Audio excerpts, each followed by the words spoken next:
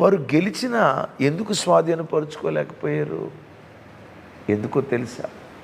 దావీదు కార్చిన కన్నీళ్ళు, దావీదు చేసిన ఉపవాసం, దావీదుతో పాటు ఉన్న ప్రజలు దేవుని సన్నిధిలో పెట్టిన మొర, దేశం అన్యాక్రాంతం కాకుండా, శత్రువుల చేతిలో చిక్కుపడకుండా ఆ ప్రార్థన అడ్డుగా నిలిచింది. ఇంకో విచిత్రం చెప్పమంటారా? రాజకుమారులు చనిపోయిన తర్వాత దేశం ఈడిపోవాలి. వింటున్నారా ఈ మాట? దేశం ఈడిపోవాలి, శూన్యంగా మారిపోవాలి. మరలా ఆ దేశం కోలుకోవటానికి ఎన్నో సంవత్సరాలు పట్టాలి. కానీ విచిత్రం